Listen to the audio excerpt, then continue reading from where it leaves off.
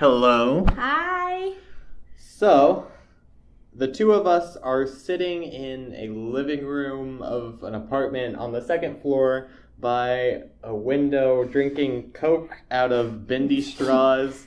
And there's no furniture in here, so we're just sitting on the ground. And, now we have this outline about the philosophy of love and what that means to us and what we think it means to everybody. And we kind of want to get into that. Yes, we're so excited to just share our thoughts about this topic together. And we keep laughing because the absurdity of the situation.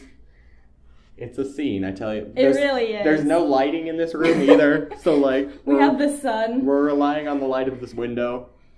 But no, we're gonna make it work. So to start out with, I'm Ryan. And I'm Olivia. And we are both college students in Kansas City. So right. we have some different majors. I'm a music major.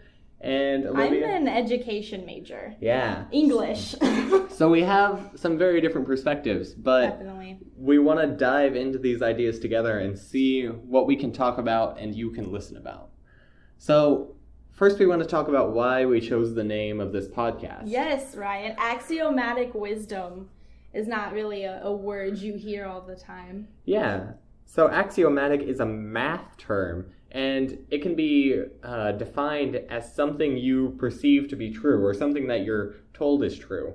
So axiomatic wisdom, when put in a big phrase, is kind of meaning wisdom that you assume to be true. It's like knowledge that you kind of just think is right. And we think that a lot of the topics we're discussing, like in this particular podcast, we are talking about love, and we think with these topics, they're so big and so dynamic and broad, we can't really pin them down to anything. So we're kind of just assuming that the things we're talking about are really true. And we're going to dive into the reasoning for that as we go.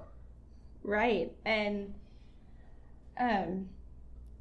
we as individuals both of us, we can identify as something or have like our own personal beliefs. But really in this podcast, I think the point is to just explore different topics and raise questions to ourselves and to the audience to just try to learn how to be human, really, and think about things that seem so mundane or boring or overused and really come up with a new way to redefine it and explore it, especially with love.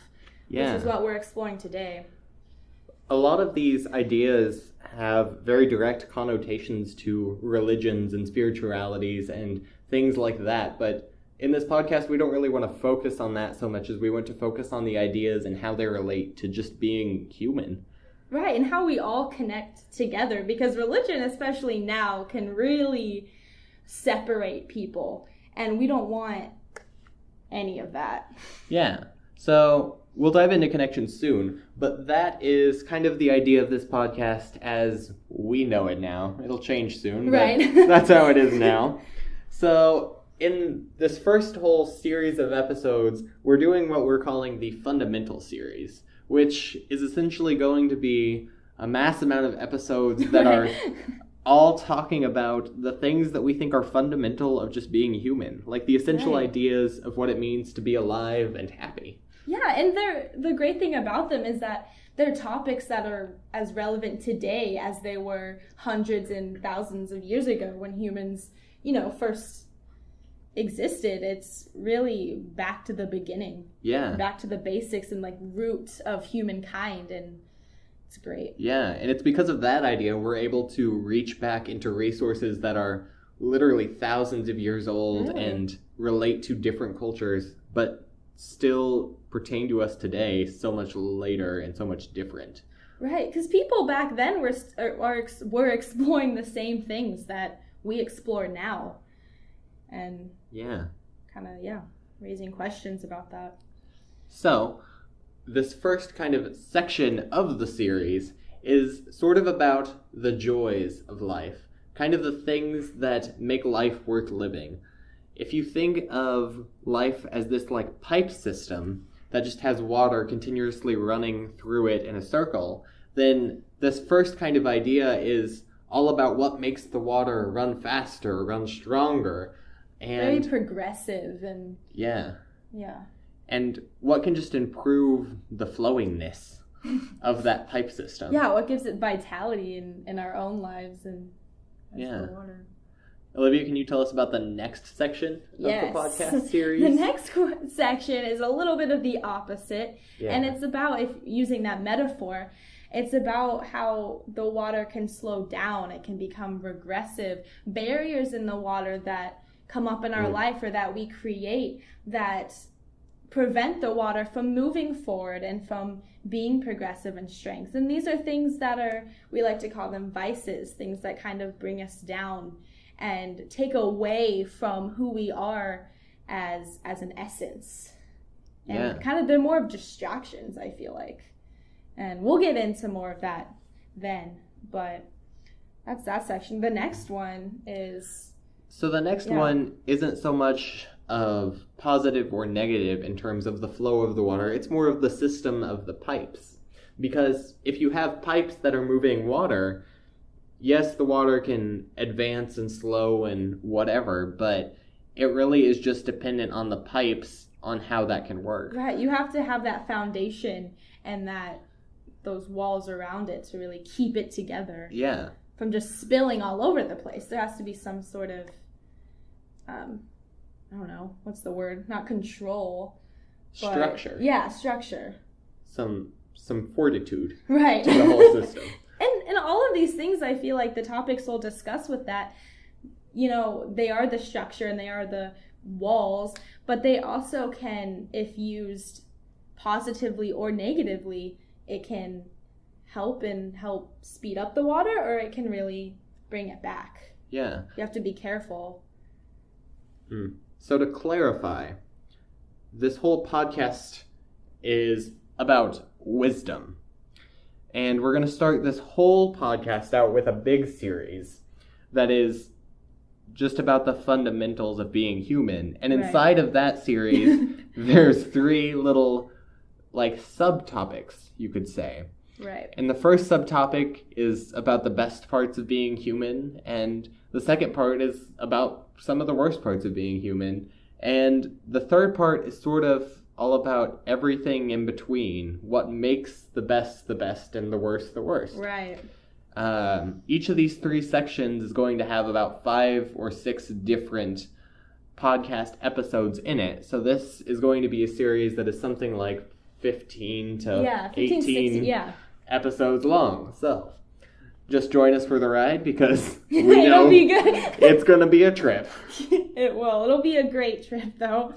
So do we want to dive right into our very first I think we should. Episode? So we started out with, like he said, the great parts of being human. I think it's natural that we start that out with love. Yeah. Which can mean so many things, but we wanted to start out with love because really it encompasses all the other great things in life and of being human. Yeah. The umbrella. Love is just, it's a superbly natural way of feeling and being in the world, and just a new way to experience it. Like, love shapes the way you see things. Say, for instance, you're in a crowd of people and, you see hundreds of people that you don't know, and you feel completely fine to just walk on past them, and it's no big deal at all. But what if you happen to see, say, for instance, your mother or a spouse or somebody you were friends with back in high school but you haven't talked to in many years? You suddenly feel more compelled to talk to them. And it's not like that person is any more important than any of the other hundreds of people you've seen that day, because they're not. It's just the fact that you have a connection to that person that gives purpose and meaning to your life.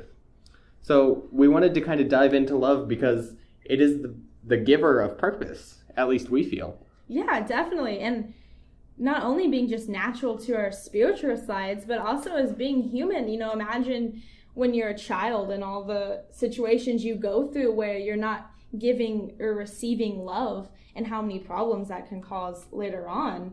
just because you weren't given that natural part of human existence. It's so innate in us. Yeah.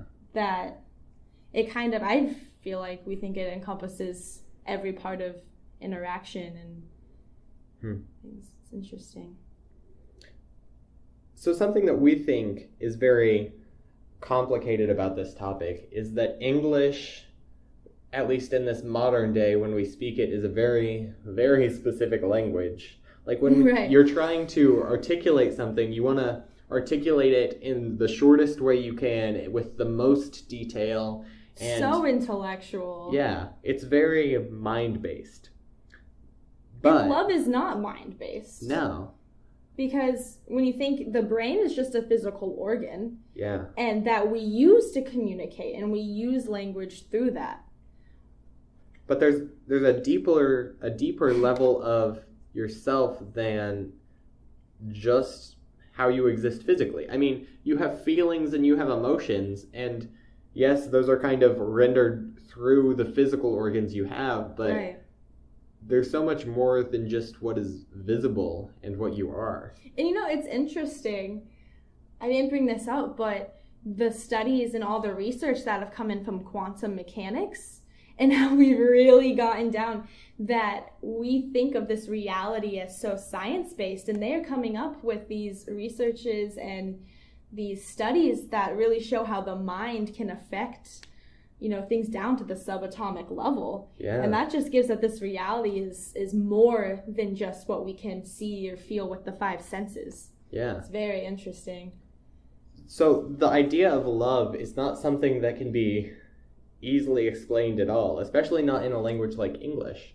If you look at the Greeks, however, they had a lot more specific way of talking about love. They actually had 7 individual words just for the one idea that we call love. So that's a very interesting thing that you can observe when talking about English, because English is it's a hyper precise language that likes to be as specific and as intellectual as it can, but love has so many meanings.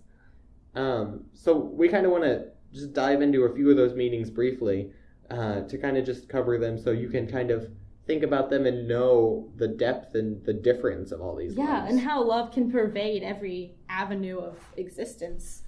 Yeah. Okay, how do you... First one. The first love is called philutia. And this is a love for yourself.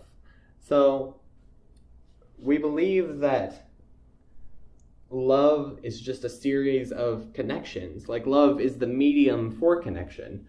But before you can really make a loving and an intimate connection with anybody else, you first have to make that connection to yourself. Like, in a way, philutia is the most essential kind of love, just because without that, there is no other sort of love possible, at least not in an honest way. Right. And I feel like that could even encompass, your relationship to nature, or to, if you believe in a higher being, it can really, that relationship with yourself and a relationship with anything else that's internal to you that isn't really affected by anyone around. Yeah. So we talked about in the beginning how this first topic is all about increasing the flow of the water in this whole system of life. And we think that love helps create that flow, but if you don't first allow this first kind of love to connect to yourself, this self-love, then you just create a barrier when you attempt to love anybody else. Because all these other loves are focused on loving from yourself to somebody else. But anytime that you try to make a connection with another person, then it has to go through yourself to another person. But if you are not connected enough from, per se, your intellectual self to your feeling self, then you're essentially lying to this other person while you're trying to build a connection. Right, and with the water metaphor, you're creating this barrier so water can't keep flowing through. It's almost you're stuck in the past, or you're stuck in a habit that prevents you from growing and progressing and moving on. And love and the action of love and the feeling of love is all very present. And if you have these barriers, you can't move forward. Yeah, because you can't be present if you're blocked up. Right, and it creates that dishonesty, and it starts with yourself, you know. Mm. The next sort of defined love that the Greeks have is called pragma. And this is a very practical love. I don't know if you as listeners have seen the show House of Cards, but it's very similar to the relationship between the main character and his wife. House of Cards is a political drama that the main character is very corrupt and very not just with his power, to say the least. And he likes the relationship he has with his wife it just seems unhealthy and it doesn't feel just.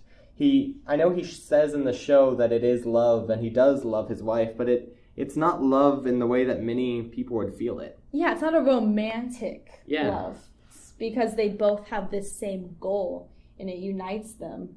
Yeah. Yeah. The word pragma that the Greeks use here to describe one way of love is also the root of the word practical or pragmatic. And it's so when paired with this idea of love, it's a love that comes from connection, from practicality. So like in ancient times, you could see things like arranged marriages where two people really didn't get much of a say over the people that they were married to. So they kind of just had to develop this almost professional and sterile type of love where you just had to now appreciate the person because you're stuck with them. You didn't get the choice. Right. It's very logistical. Yeah. And a lot of times today that's not seen as much just because people are so much more capable just in themselves, so they don't really need a duo per se to accomplish the amount of things. Especially, I'm not going to get into this, but especially how now that females and males are becoming more independent from each other. Yeah. You know, more than it was in the past. Yeah, exactly. Yeah. So the next one is ludus. Said that right? Yeah, ludus. And it is more of a playful or uncommitted love. It is kind of those relationships maybe where you're flirty and there's not really any strings attached or anything that is connecting you to that other person. You can kind of just have fun and be playful. And it works the best when both of the parties are sufficient and they aren't self-sufficient and are dependent upon each other for something. It's very superficial compared to other types of love. Yeah, I think so too. The ludus kind of love is a very no strings attached sort of relationship, and they're usually pretty easy to spot when you know people just because they just seem unhealthy, and in a way the people in the relationship just don't seem that happy. Right. Yeah, because there's no substance there. Yeah. The Greeks noted that ludus love can sometimes, it can be a part of greater relationships, as in like one of the loves you're feeling for another person. However, it can't really be the only kind of love if the relationship has authentic value. Right. I think of kind of like a child, you know, when they're very young and they're just playing with other kids. They're just playful and not really thinking of much, but then eventually you grow older and you have, you know, more deeper and substantial relationships. Yeah. So the next one is storge. And this is a family love. So this love is sort of innate. It's like the love that you were born with because you inherently love your parents or your family. And this can be because you have such a shared experience from such a long time with these individuals, these brothers, sisters, moms, dads, aunts, uncles. You've just been around them so long that they just have an innate connection with you and you with them. Just because for a lot of people, you just don't have the ability to get away from them. Right. And I feel like sometimes maybe it's you don't appreciate them until they're gone or until it's an issue, just because you're so used to having them there and sharing these experiences. Yeah. And it brings up this whole idea that love is basically felt on the presence of desire. And anything that you have available to you all the time, you can't really desire having. But whenever you start to lose it or don't have it as much, then you kind of start to want it some more, which is when kids go away to college, they start to miss their parents. And when kids go away to college, parents start to miss their kids. It's because they're not always around anymore. And that connection is just lost. Right. And it's also a good point to the family love is it's also your first experiences of love. Yeah. And that's why I think we don't realize how much the experiences as a kid affect us when we get older, because it's really the first time that we're feeling what it's like to be loved and what that can mean as a human. And I think that really affects us in how we love others as we get older. Yeah. So it's a very important type of love to explore. Yeah. It just teaches us how to grow up into a loving community. Right. Because storage, it's relevant when speaking of your true self. Like, it's essential to kind of filter it through yourself. But in a way, you don't need to. Because for the earliest parts of your life, you have no concept of self and identity and all of these very complex and confusing ideas. But that love for family is still there. And like I said, you can't get away from it. Yeah, you can't help it. Which is so why it natural. has such a profound effect on people. Sometimes it's positive and sometimes it's negative. Right. But that love is inherently there. Yeah, it's that lack of indifference. Yeah. You have that connection that you can't get away from. The next type of love is called philia. And this is the idea of friendship. It's pretty well based on the idea that you and another person spend enjoyable time together and you have things in common. This is why you and other people can be friends even if you're very similar or if you're very, very different. You are a human being and so are they, and you likely share at least one or two things in common. So it's when you discover those ideas that you start to become friends with them and start to enjoy their presence more. Right. I really like this type of love because it's so consensual and you're based on that agreement with someone you, most of the time in a healthy relationship, you choose when you want to hang out with them, how long you want to hang out with them. And, love grows through that and it kind of at your own pace, and but in a healthy relationship, it's just one of those things that's can be very natural, but it's based on similar things. And philia is also very popular to be shared with another kind of love, which is called eros, which we'll cover next.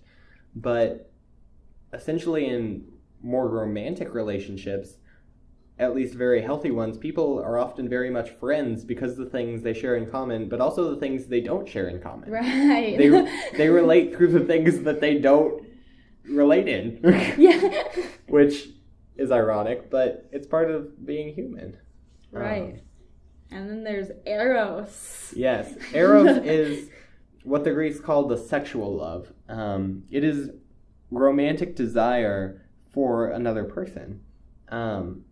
There's some very interesting ideas in various writings. One of them is the idea that Cupid is blind, or Cupid is blindfolded even, which is to say that when Cupid shoots his love arrows from his bow, he doesn't really look where he's shooting. And they say this because Eros is not always a very rational or convenient or practical type of love. Right. I mean, having sexual desire for somebody is a very complex thing, and it doesn't always work the way you want it to. This is why people end up cheating on, like, say, their wives or something, just because they end up desiring somebody else over what they actually already have, which gets into this whole idea of desire and you want the things that you can't have.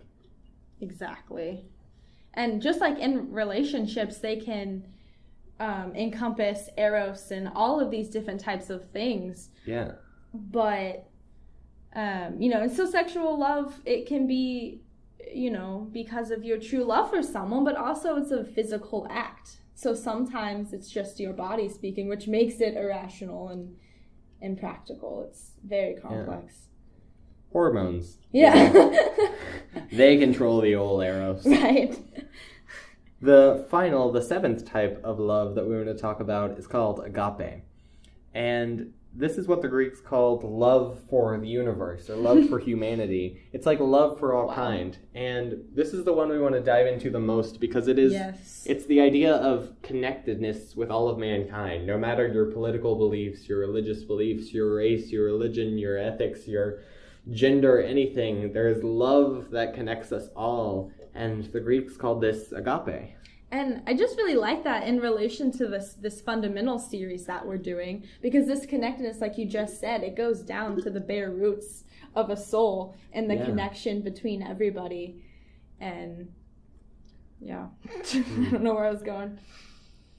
I've been doing this sort of spiritual venture, you could say, in Kansas City that I actually just started today, about 7 hours ago. As it works. But today I went to a Quaker meeting place where I was able to join in on their meeting, which is sort of like their type of service. And after that, they have what's called query, where it's essentially we sit in a circle and we ask questions and we discuss and we talk about some of these ideas of what it means to be human. And today, one of the women who was in that circle brought up the phrase unconditional positive regard instead of love. Because I think what she was getting at is that, like we're kind of saying here, English is very bad at delineating the exact meaning of love. So if you say, I love this person, that can be very lost in translation because, as the Greeks would say, well, which kind of love? And I think that agape is this unconditional positive regard. It's this continuously flowing idea that you just wish the best for somebody and you're thinking of them and you have your best intentions based towards their best intentions. You actually care for them, and I guess you could even say in English, you love them. It's a lot harder to define in this language that we have. Right. And I think an important note to mention is that I love that phrase, unconditional positive regard, too, because giving your regards to someone positively and caring about them and seeing them as a person, it doesn't take anything away from you. You're not, it's not some big cost that you have to exchange. It's, what's the word? I guess it's free. It's not the word I'm thinking of, but It's participating in this system. It's like a flow that's bigger than yourself. Right. It's, I don't know. In this podcast, we don't want many statements. We want a lot of question marks. Right. Because these ideas we're dealing with have been struggled with by all of humanity for the past literally thousands of years. Right. So we don't want to sit in the dark living room sipping Coke out of bendy straws, claiming that we have the right answers, because hell no, we don't. Right, and we have so much, everyone has so much growing and learning to do, that these shift and change, and so just questioning these in your mind to kind of have in the back of your head when you go through experiences as a human, just to think about and consider. It can really just helps me, at least, kind of give an explanation and help me with any actions I want to do and explain. I think there's this unwritten rule among public speakers that when you're speaking, you shouldn't say things that eliminate your credibility. Yeah. But in all honesty, we're two college students that are just trying to speak things in the truest way we can. Right. And we've had a lot of influences. We've read books, we've listened to podcasts, we've dove into conversations with very wise people over the years, and we're just trying to make sense of it all. Right, and we have so many thoughts and, questions that we're raising with ourselves. We just thought, if we're thinking these things, then surely everyone else is or somebody is. And so just raising these questions, makes everyone kind of go through the same thing. Yeah. We don't really know what's going to come out of this podcast, and I can't speak for Olivia, but quite honestly, I don't care. Yeah, no, I agree. This is just a beautiful place to kind of express and dive into these ideas in a more articulate way. And if other people want to join in on the discussion, that would be lovely. Right. But if they don't, that's completely fine too. I'm happy to give food for thought to anybody who would like to partake. Yeah, anyone who's interested. It's great. So Olivia, tell us about the Mayans and how they greeted each other. Yes, I was just reading this book yesterday, and there was this phrase that I read that the Mayans would use sometimes to greet each other. And the phrase they would say is when they would meet someone, they would say, I am another yourself. Which is interesting when you really think about it, because as we just talked about agape and this connectedness, you know, and Ryan was even saying how intimate that phrase can be. Yeah. You know, kind of giving you that thought right when you meet someone, how connected you are, and that they're just a mirror of yourself in some way. And that no matter whether you feel indifferent to that person at the moment you meet them, there is some connection. How deep you want to go, that's up to you. But any connection that puts you together and divides that, or takes away that separation. Yeah. It's really interesting they used to say that how many thousands of years ago. Yeah. Like Olivia was saying with the mirroring, I think that friends are essential to human life, whether it's friends or romantic partners or family, or essentially anybody that you love to any of these capacities that the Greeks described.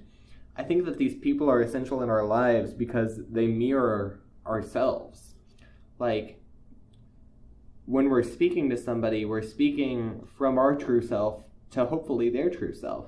And in that interaction, we're seeing the deepest parts of humanity and the system of what it means to be happy and joyful, and the best parts of just being alive. Okay, so we did a quick cut because Olivia's roommate came in to the apartment. So I guess now we have our very first podcast listener. Right, officially. we have an audience member of one. So that's exciting. So we're talking about mirroring. Yeah. And I think it's interesting as kind of like a metaphor. Like, imagine yourself looking in a mirror. If you see something on your face like mud, you want to wipe it off. And for me personally, life is like you're learning and using the experiences that you go through to kind of shape the life that you want to live. Yeah. And so if you meet someone else and they're bringing out these qualities and these situations in you, then it's, you know, for me, it's like my responsibility to kind of shape my life with that. Just like when you look in a mirror and you see something, you want to adjust according to your preferences. Yeah. And I think interesting metaphor. I think that's important because when we're just viewing life from ourselves, we're too close to ourselves to see any of these issues. It's like you're looking at a picture from 2 inches away. You can only really see some of the picture. Right. And it's when we actually build these connections with other people that we can mirror the image and kind of step back and view the whole thing for what it is. So then we have the whole intimate view of seeing the picture up close and all of the very fine details, but then we can step back and see the lines that happen in the whole image and what that image is actually supposed to be. Right. I love that. And on the topic of connections, those connections build love, and love builds connections. It's this this duality that really plays off each other. You can't have one without the other. Yeah. So that makes love fit what I think is the best into this whole system of the podcast for this first section of the series is love creates connections and connections create love. It's a continuous flow that's always growing stronger and stronger. Right. At least until, barriers get in the way and things like that. But we'll talk about that in later podcasts. Right. And just to reiterate, it's just another example of how you just can't intellectualize love necessarily. I mean, in some ways you have to when you speak and you have to give words, but there's similarities and connections with everything, and sometimes the brain can create these barriers just because out of fear, which is the big topic we'll address in the next subtopic. 7 weeks from now. Exactly. I think this whole idea of talking about love and diving into it more is our way of trying to reframe it. Because it's when we reframe the way we see the world, we change the perspective we have, that it actually starts to have more meaning. Because it's not like we're throwing away the old view and perspective we have. We're just adding to the collection. Right. There's no, when we say reframe, it's not, there's no strict walls around it. Yeah. We're just adding to the picture and learning more about what love means, especially to us.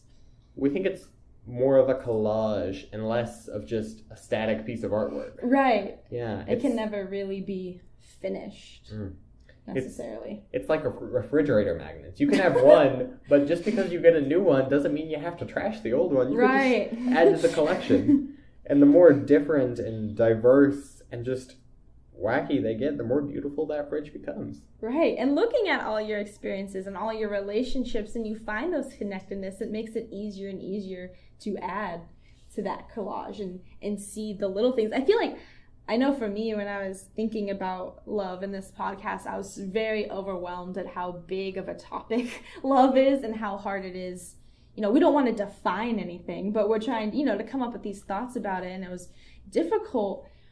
So now, with all of this information that we've kind of gone over and talked about, we want to kind of dive out of the information. Right. We've dove in. Now we want to get out of the way. Because we think that all of this information is big enough and powerful enough to speak for itself. So we want to kind of hand it to you now. And whether you want to contribute to the discussion or just hold the information to yourself is whatever. But most of all, we want to invite you to try reframing the way you see love. Whether that looks like trying to name and describe the relationships you already have, or trying to change them into something else that we described here. Right. Or another example is if you want to try to explore and reframe how to love yourself, if that's been an issue, or how to connect with strangers and how to, love and care for them or give unconditional positive regard. Whatever is relevant to you now. Yeah. Love comes in the little things, and that is what creates the big. Yeah, or maybe you've been having problems with a relationship in your life. Right. Maybe things are not going the way you thought they should when they used to be good, or they used to be not as good, and they just keep getting worse. So maybe you need to just dive in and find a different way to frame that relationship, or maybe even frame the relationship you have with yourself to redefine what it means to actually enjoy being in the presence of that person. Right. And this, you could just do this in an attitude that you're exploring it. You don't have to do anything at the moment, just to think and explore and so that it doesn't seem so daunting or scary or overwhelming. Just exploring and considering different things. Yeah. Maybe it's just thoughts that you need to let sink around in your head. Maybe it's some quotes you want to write down. Maybe it's some ideas or some mission statements. Whatever it is, just try to keep the intention alive in yourself that you want these relationships to improve, and try to think about how you can go about that. Right. And anything you do will affect you in any subsequent relationship as well. You're building this collage. With all that, I think that's all we have to say. Yeah, I think at least it is. for now. So, thank you so much for listening. Yes, we appreciate it. We hope that you enjoyed this and, it raised some questions in yourself, just like it did for us. We're now signing out from the Bendy Straw Coca-Cola station in the furnitureless living room of Olivia. So, thank you all for listening.